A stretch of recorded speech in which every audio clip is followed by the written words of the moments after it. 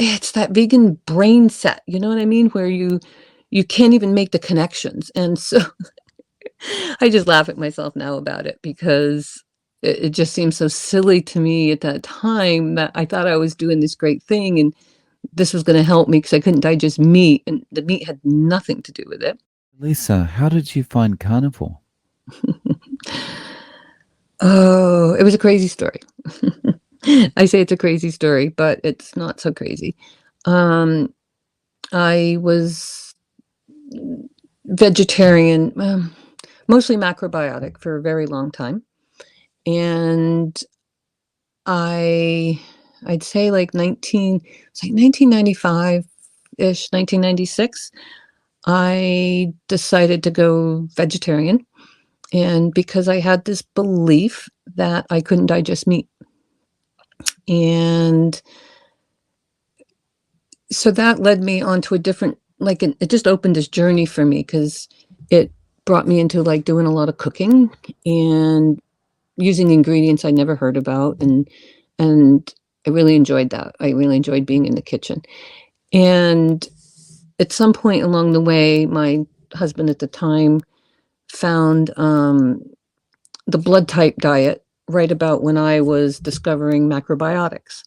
So it was kind of interesting because in the blood type diets, we were both A blood types, and um, that fit with a macrobiotic diet. And a macrobiotic diet, if you don't know, is very much vegan. There's no animal products, there's no stimulants, there's no caffeine, no alcohol. Like, you don't even do yeast. And you didn't eat spinach because spinach has oxalates, as we know, and you didn't eat the nightshades because of the solanine. And so that's what we did for a very long time. And so I stuck with that because it felt good initially. Obviously, as we all know, when we shift our food and stuff, it feels good. But it's interesting how the connections we make after the fact, you know. So I'd say that was 95, it was about early part of 96 when I made that choice.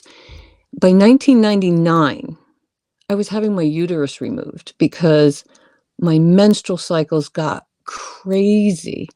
And I didn't know any different. I was going in for what's it called, a tubal litigation, and and so anyway, my gynecologist was talking to me about because he knew I'd had these awful menstrual cycles because I talked to him about it, and even about my PMS symptoms, because literally once I went in and said to him, um, I was so frustrated by some experience that I'd had. I said, I actually could understand what it might be like, why somebody might kill somebody. And he goes, okay, Lisa, we can give you drugs for that, you know? And I was like, I don't need drugs. I'm not in that state. I'm just saying I could understand because I got to this point that I could understand how some people could, you know, if they're pushed to those levels. And um, so we made the choice to remove my uterus since I was not wanting more children.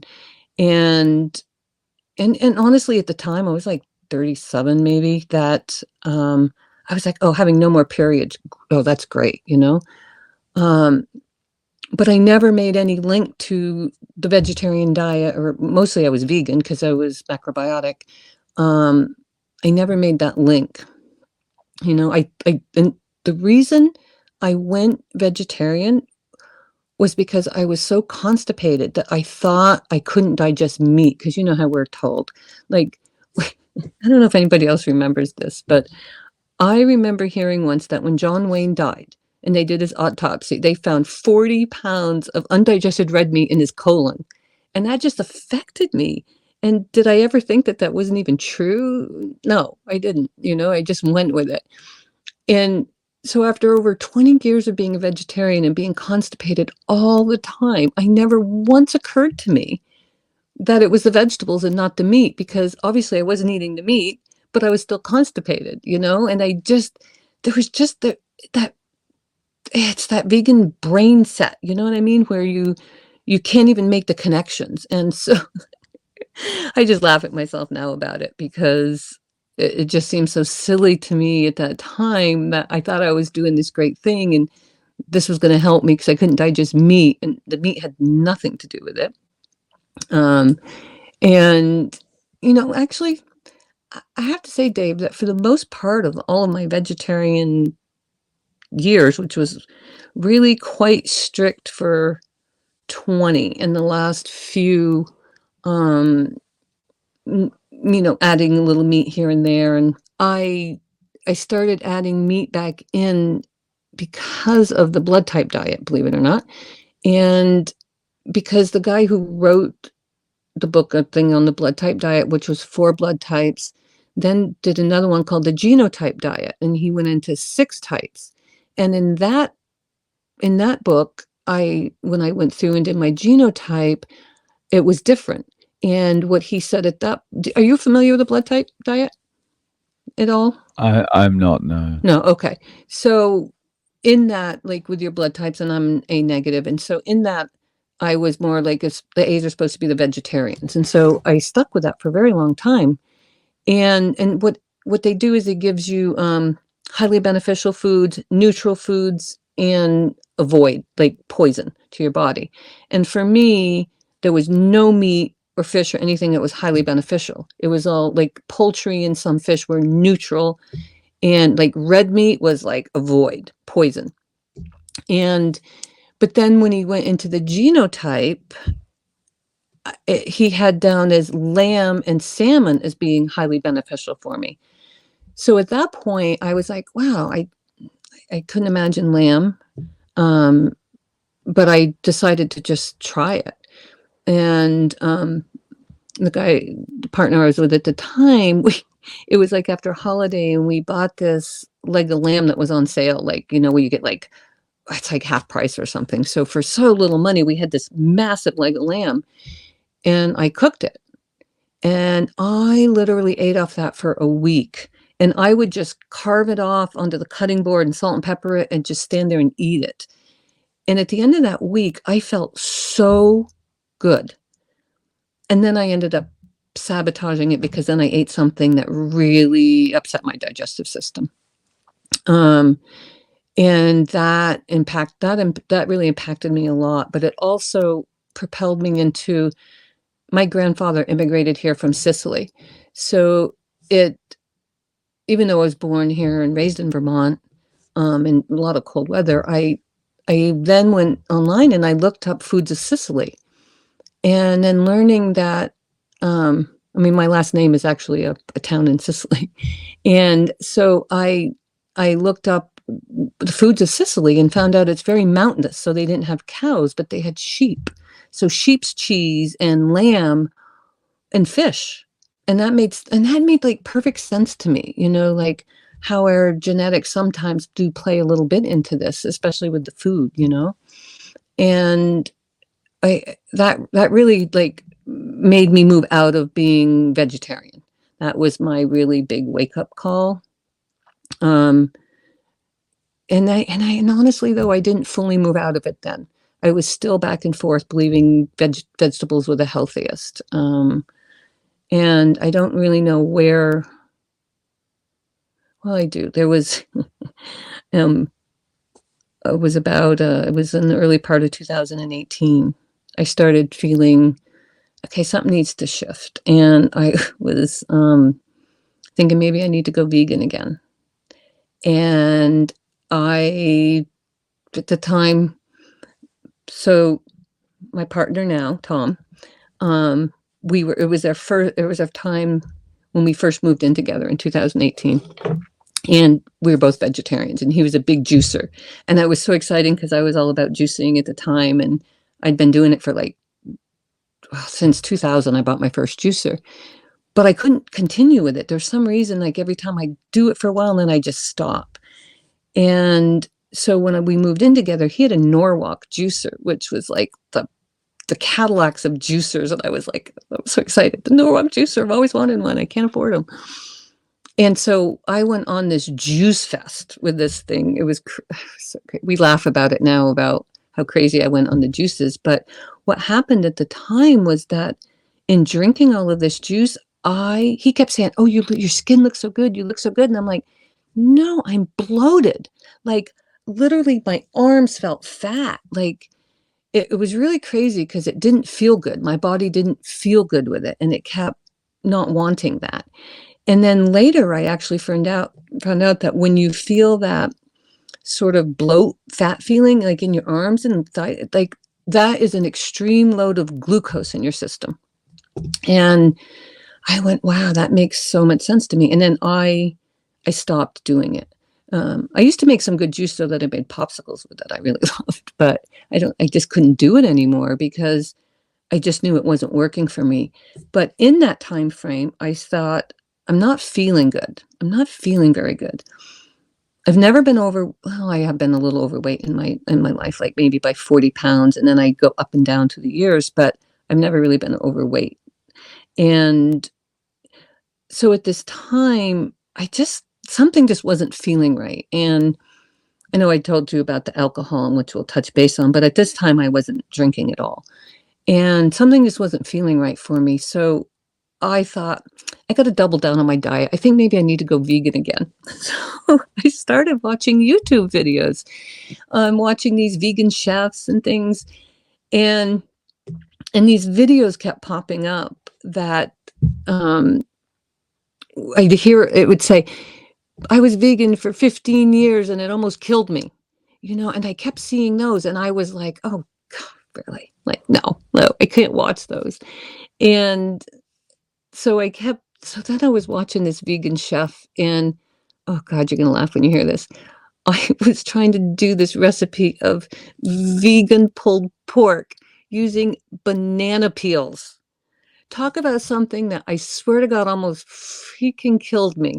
It was the worst thing I have ever tried to do in my entire life. And that really made a shift for me, but it still took a bit of time. And I was just watching all these videos. And so mind you, now this is 5 years ago. So there aren't the YouTube channels that are out there right now available. And so I watched a story of, do you know who, I think it's called Severage or Gotis. He has two channels, or he did have, and he was at the time I've doing heard of raw. him, yeah. Yeah. He was intense, like raw food chewing. But he did these great interviews, and he really just let people tell their story. And I watched one and I was like, whoa, okay. And this woman was like, she was so upset about how she felt like she was like ruined her kids because she made her kids be vegan when they were really young, and how they just wanted to eat meat and she wouldn't allow them. And I was like, wow, that was intense. And so, then you go down the rabbit hole, and then all those stories are popping up. And there was something about this channel called Daphne Reloaded. She calls herself the Flat Earth Nurse. And her channel about how she was vegan before it was cool to be vegan, and where food weren't labeled vegan, and so her channel really affected me. And so I binged on her for a while, and her healing experience, like she was in the hospital with like a drip because she was dying from this diet. And that just really impacted me. And then she's the one that said she healed by eating meat. And so I am who I am. And I thought, if I can't imagine this, I have to do it. So I want to be my own science experiment. And even though I couldn't imagine what it would be like just to eat meat, like, am I going to die? Am I going to be better? It was really crazy. And my partner, Tom, at the time was still vegetarian. And so, boy, a few days into this, there was is that me doing that? Oh, sorry. The little pop-up, yeah. So there was some really big struggles in the beginning. Like, I was having a hard time with just doing this, and then he was upset because I was doing it. And within like a couple of days, he just had like his breakdown, and he was really angry about it. And and he was trying to repeat all the dogmas to me that I had spent 25 years believing in, and so that was a really tough time, but I stuck with it. But I have to tell you, the hardest shift for me was that I loved to cook, and I spent so much time in the kitchen. Like I am not kidding. I worked part-time in like holistic health stuff, and I would spend, I am not kidding, anywhere from at least 6 hours a day preparing food, thinking of food. I fermented food. I sprouted grains. I made microgreens. I didn't eat junk. I never have. I'm not a sweets person. I've never been in that realm. So I swear to God, the hardest thing for me going carnivore was not knowing what the hell to do with all of that time that I spent cooking, shopping, washing dishes, throwing away food. I say this now, vegetables raw and meat ages, like it's just crazy. And, and so it was a big shift. That was a big shift for me. And it, it was really, I swear to God, one of the toughest things in my life was this.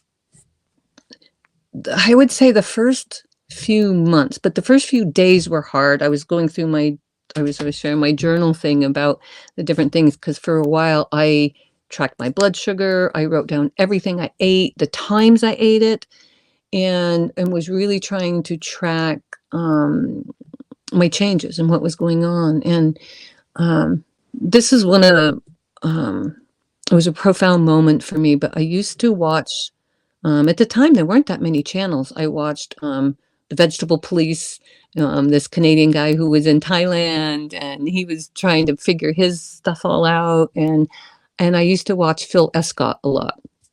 And Phil Escott made this comment once in one of his videos that about awakening. And he said, it's not like this big epiphany thing. He goes, it's just this quiet thing that happens. And I thought about it. I was like, oh, okay, whatever. And then I would say there was about a couple of weeks into me eating meat, and I was struggling with the animal thing. I mean, it really was a struggle for me. And I remember having this moment where, and I was crying, and I thought, I felt like for the first time I was actually a part of the cycle of nature. And in that moment, I thought, you know what? I'm okay coming back as meat. I'm okay coming back as food, if that's how this world works. I don't know. But I knew that this was changing me, and I was feeling better, and it was helping me in a lot of ways.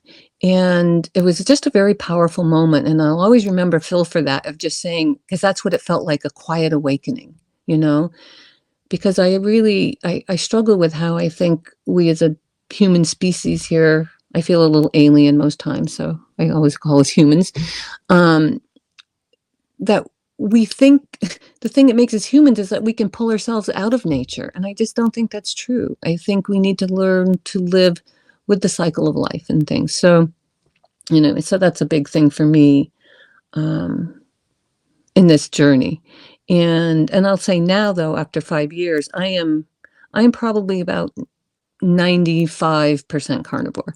I eat a very heavy meat-based, animal-based diet, but ironically, which is why I was mostly vegan, even as vegetarian, is I don't do well with egg white. I don't do well with eggs, and like if I just cook eggs, I do a lot of raw egg yolk. And I don't really do well with dairy. Maybe that's a good segue into a thing that I think is it's a very important thing I wanted to talk about. And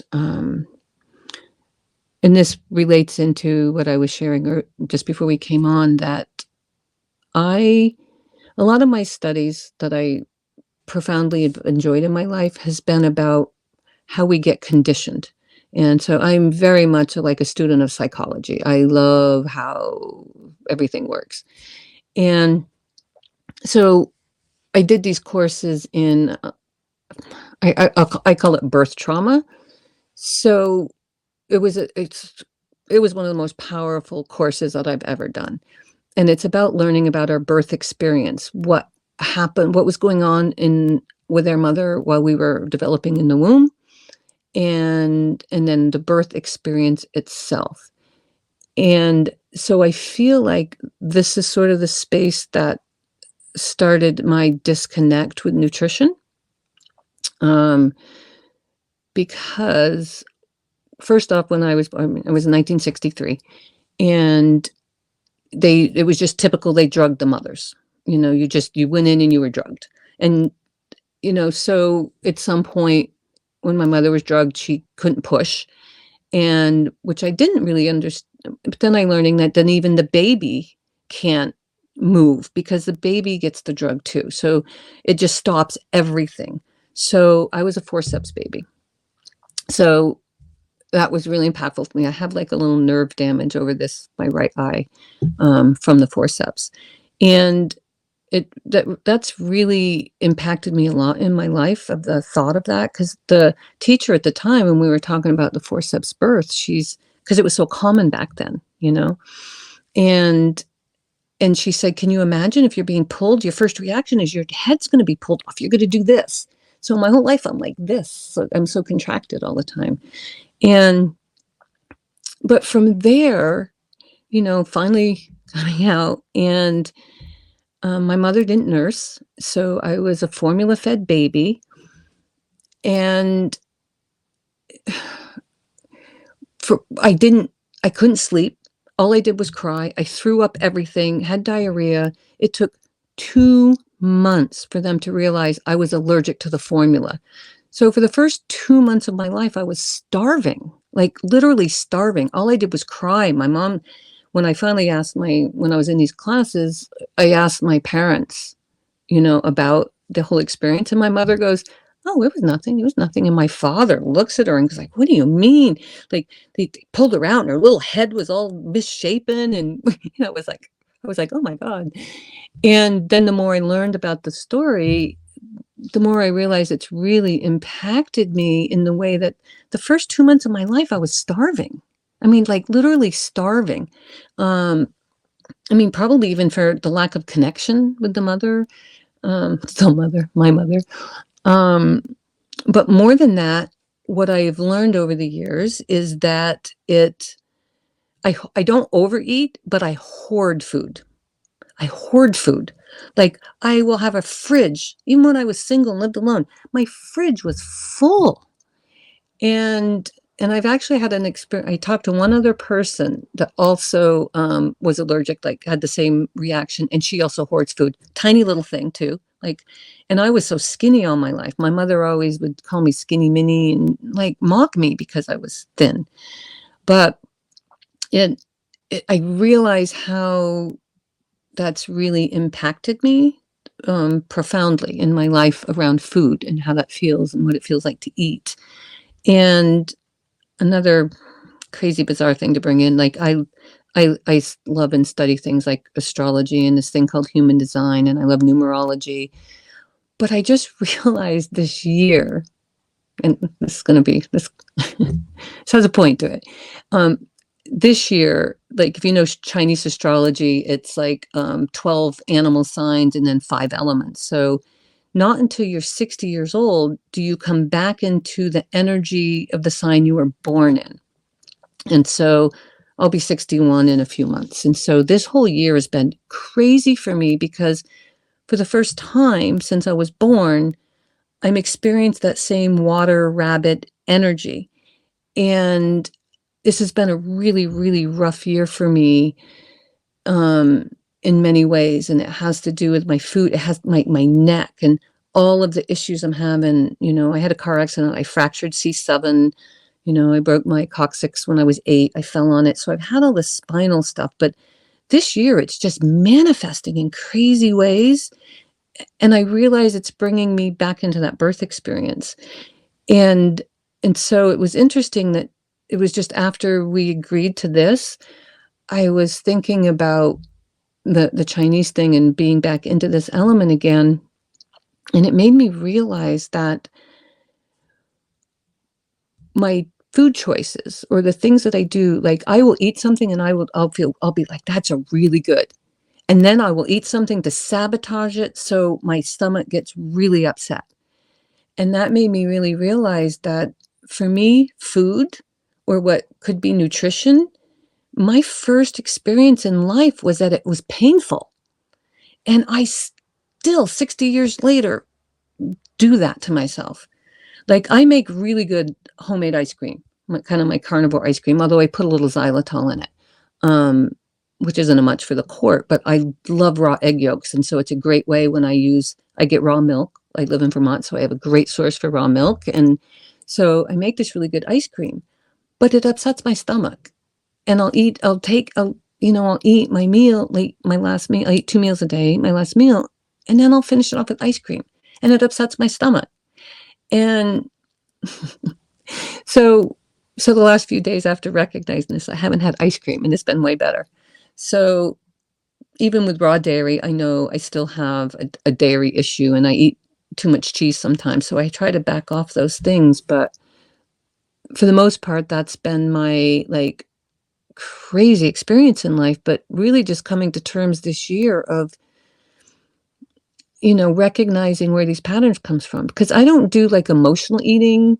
I don't feel down and like stuff my face or anything. It's just that I don't feel like I've eaten or I'm nourished unless my stomach hurts. And that's the crazy thing that I got through that. Because the first year I was very strict with just meat. And it took me a while to realize beef is best and lamb. Beef and lamb I do best with. Lamb is truly like superfood for me. I can't even begin to tell you how I just vibrate differently. And it's a little different than beef, but I just bought a cow. I have a freezer full of local 10 miles away grown meat. And I'm so excited about it. And it's going to go way quicker. I bought a half a cow. But it's all grass fed. So it's very gamey like lamb, which, I'm telling you, Dave, when I smell this, when I open the package, it smells like grass. It almost tastes like grass, but I love it because I feel really, really, really good when I eat it. And I'm going to order another one. Actually, I think I can specify Wagyu this time. I want to try a fattier meat because it's very, very, very lean, and there's nothing left. Like the fat on this beef is so different than what I buy at the grocery store. And because I love the human body, and I've been studying it since I was 18 and took anatomy physiology, and I just love it. But mostly I love that we're a self-healing mechanism. And I used to tell people at some point, I'm like, it's great that doctors can cut your chest open, replace your heart, and do that. But to me, the most miraculous thing is your body heals from that. And I think if it can heal from being cut open like that, it can heal from whatever was going on. So I've felt that all my life. Like we're such a self-healing mechanism. I haven't seen a medical doctor in 20 something years. Nothing. And a friend of mine who had breast cancer at one point said, Lisa, okay, well, you don't get, but don't you self-exam? I said, no. And she goes, but why? And I said, because if you look for something long enough, you're going to find it, and I don't worry about those things. Do you know what I mean? It's like, I don't worry about those things. So, yeah, I'm so disillusioned with the medical world and the pharmaceuticals and I don't know, just the media, everything. I'm much a cruncharian. So, you also, firstly, I'm glad to hear you're doing well. But you mentioned alcohol as well. Could you talk a Yeah, little bit yeah, about that? I can. It's I don't want to say it's a love-hate because it's not like so this is what happens to me with alcohol. So I have a friend actually who gets up in the morning and has beer, and his whole day is like that. And that's not me. I can't do that. But and my drug of choice is gin, because gin stimulates my brain in ways or it doesn't actually stimulate it. It actually settles my brain in ways that I can think clearer, if that makes any sense. So if I was out of gin, I wouldn't go to my liquor cabinet and drink vodka. It's not my thing. It's just not my thing. So I understand that I have this, I enjoy alcohol. So if I had to choose a drug of choice, it's not going to be opiates. It's not going to be marijuana. It's not going to be any of these things. It's gin. And I like what it does to me, but also it's like I fill my martini glass with ice and I pour in the gin and then I just keep adding water and ice. And so one martini lasts me for hours and hours and hours. And then maybe like I pour a little more in to top it off to get the gin flavor again. But it does something for me. And so my big thing and reason I mentioned it was because you know how we're sold all the time that, red meat is terrible for you and red meat is terrible. It's going to kill you. But we also hear that same message with alcohol. And so part of me goes, humans have been drinking alcohol ever since they had something that was fermented and they got a little buzz from it. I mean, we've been doing it for a very, very long time. And so part of me wonders, like, how true is it that it's the alcohol?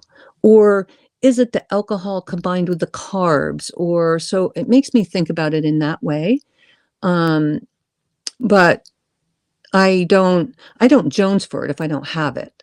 I can certainly go out and not drink, and I can certainly stay home and not drink. And I tend to drink alone. I like to drink in it.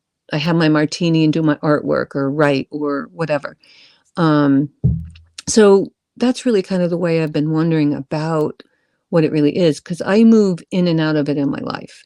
So when I started the carnivore diet, I wasn't drinking at all, and I hadn't had any alcohol for 2 years. And then we were in a transition space between living spaces, and so we stayed with Tom's parents' house because it was vacant for the winter, and they had some Beefeater in the pantry, and that was what I used to drink, was Beefeater. And so one night I just was like, oh, I had a martini, and this is during my carnivore phase, and boy, it went right to my head. I mean, it was crazy because when I don't drink, I don't drink. It doesn't, I don't drink. So I move in and out of it. So I started little bits here, little bits there, and then we moved quite a ways away from where I was used to being and where my business was. And so there's a lot of big shifts. I had to give up my holistic practice and my clients, and I really missed that. I left the wellness center I was working at, and then COVID hit, and I'm a radical, and it took me about 3 weeks to go, okay, something is not right here. And so that got really crazy for us. And then I had a friend that would say, like, oh yeah, if you want to come over, because I used to go and hang out with her, and we'd have a couple of drinks and I'd hang out with her and it would be fun. But then she was like, oh, if you're going to come over, you have to wear a mask. And I'm like, yeah, I'm not doing that. And so we started phone. And then my gin consumption then was out of freaking control. And that was crazy for me that time. It's not anything like that now. So it's just been a journey in that way. And so I'm just always curious with people who, there are some of the doctors I listen to just say no alcohol at all, none whatsoever. And I try to balance that. Like, what's better, my having a one martini a night sane thing where I wind down and because I'm a very, very sensitive person. Like, I really absorb energies from everywhere I'm at, and it can be very overwhelming. And so sometimes I just like to sit by myself, have my martini, be in my own thoughts, and process information. And so that's kind of really where it stands for me. I do drink some wine on occasion, but wine does not make me feel good anymore. I mean, Dave, there was a time in my life when I almost like had a goiter. Like, this is if I had a picture of a friend of mine took, I was horrified by the way I looked. But at that point, I was probably drinking a bottle of wine 5 nights a week. And that was so, that I wouldn't advocate for, like that I knew was not good. My one martini in the evening, I don't feel ill effects from that. But from wine, if I drink wine, I don't feel good. So I'm not. There's only a few things I like. Occasionally, I like to have a beer and a bourbon, and that's it. But that is that's where I go. It's not like it's not. I don't feel too much in that way. But I remember one of your videos when you first came on, because I've been watching you since you actually, I think you started your channel. I remember you talking about it. And I have to tell you though, you know what my favorite video you did was when I think you did the escalator, when you were showing how, from after your stroke, how carnivore changed you and how you could walk like without I think you had a cane when you couldn't walk without a cane. I thought that was really powerful to me about how healing, this can be for the brain, honestly. So I hope I'm not killing my brain cells with Well, the alcohol. that's a long time ago. Thank you. That's a long time ago Yeah, that I made that escalator video. So thank you. yeah, I know it was great, but that was a very it just stuck out in my mind, um, because it just shows the power of healing, and I think it's important that we all understand that nutrition is like everything, which makes me actually I want to read this. I shared most everything of this that I talked about, but there was one line at the end of this that I want to read.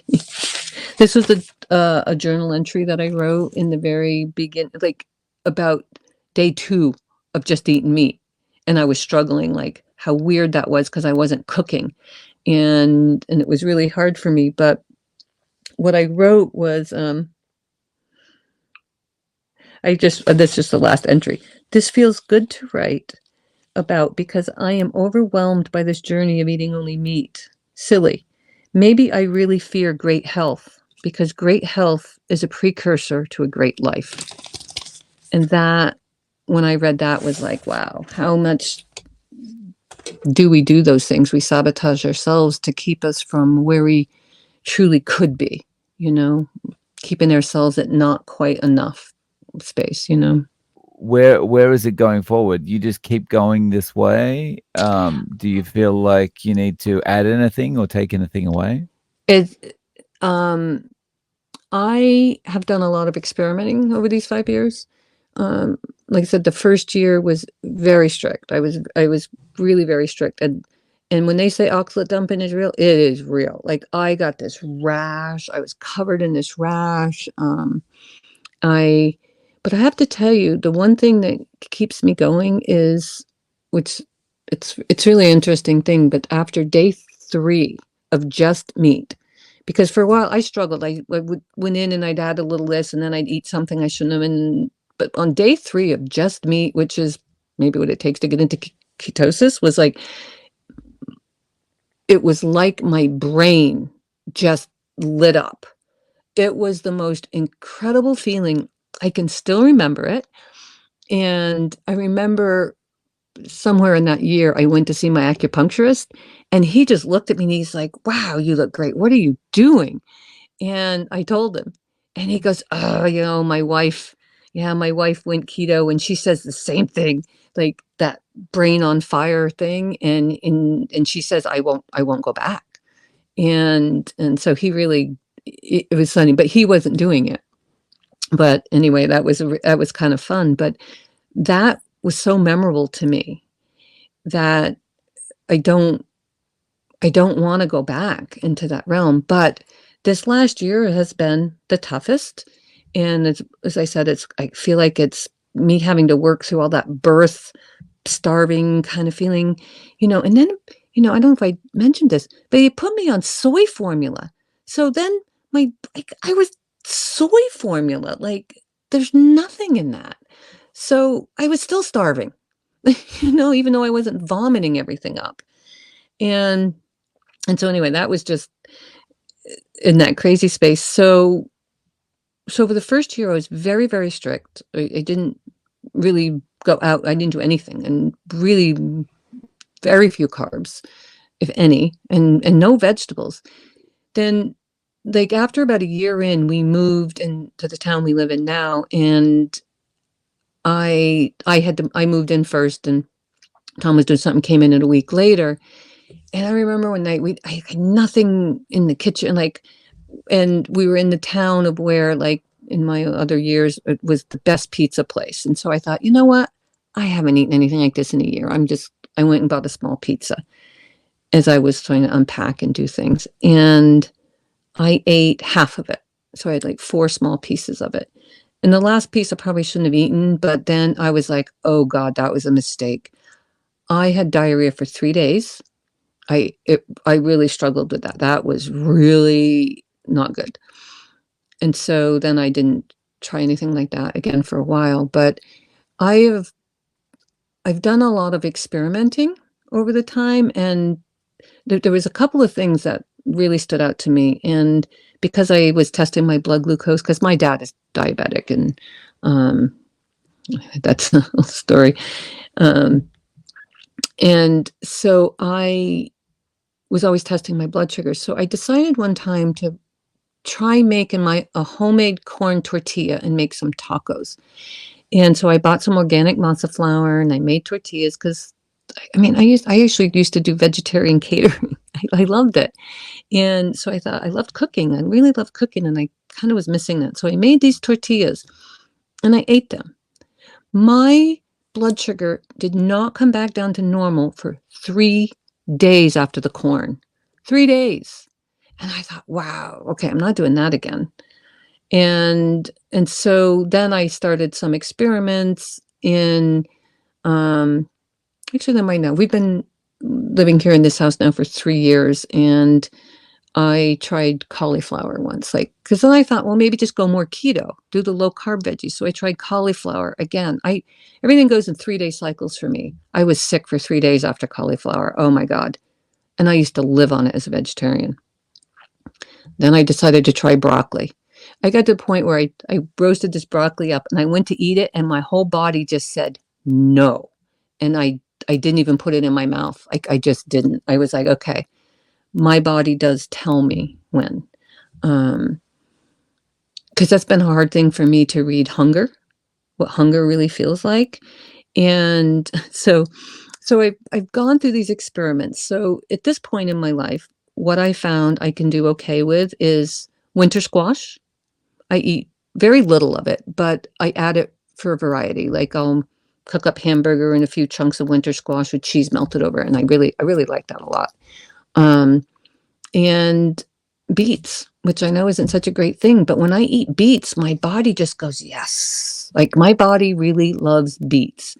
And so for now, a couple times a week, I'll either have a little bit of winter squash and like a little bit, and beets. I love just roasting them up, and I roast them in duck fat. So I cook a lot with duck fat. So, and I did, I called a local butcher and I bought I wanted to do my own lard, render my own lard.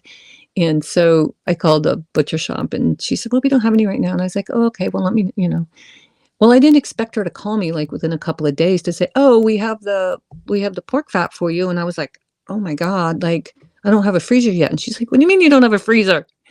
And I said, I will this weekend. We're getting it this weekend. And so I went that Monday and got the pork fat. And it was this massive box but like, it was the whole back fat of the pork. And it was beautiful. It was white. And so I had to cut it all up and I put it in the freezer. And so $20. I spend $16 for a little jar of duck fat. So $20 for this. Like, I had 50 pounds of pork fat. So I cook in that a lot because I do like that. And but anyway, so I cook my vegetables either in the pork fat or the duck fat. Typically the duck fat, because I like that too. And it has certain vitamins I think that we need. So at this point, I'm down to, I have a little winter squash, a little beets here and there, and occasionally a salad, but lettuce does it. As we all know, as we become carnivore, like, the poops are like nothing.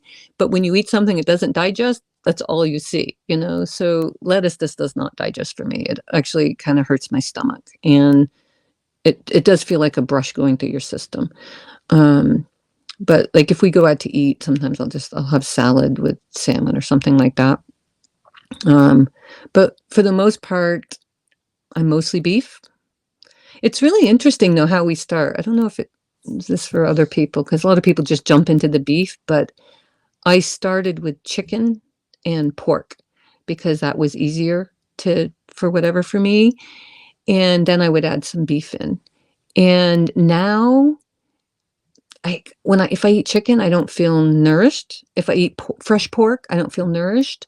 Some of my favorite meal is at night is I just have like charcuterie and little, I like cured pork, and maybe that's the Italian thing. I don't know, but cured pork feels more nourishing to me than fresh pork. I just don't eat it anymore, which would be the only thing I would have eaten before. And I do eat some fish. I eat shrimp a lot actually, because I can get like fresh wild red shrimp, and I keep them in the freezer, and I'll take them out, and I do use spices though. I do use like harissa, and I love Aleppo pepper. So I can do okay with chilies. I don't do well with other like peppers, but I can eat like jalapenos and things that don't bother me. So I've come to some things that I can flavor my food with that don't really bother me. But for the most part, that's it. Squash and beets, and dark chocolate. I do like my dark chocolate. Oh, nice. But I can stop with one square. I don't have to eat the whole candy bar. Nice. Mhm. So Lisa, do you have YouTube or an Instagram or anything if people want to reach out to you? I am not a social media person. I'm just going to say you are welcome to post my email in the description if you want. If anybody wanted to reach out is okay. I don't have a problem with that. It's just I have a Facebook account, but I don't use it. I don't do Instagram, Twitter, and whatever X now. I just don't do any of that. Well, thank you so much for coming on and sharing your story. I really appreciate it, Lisa. Oh, thank you. It's been fun.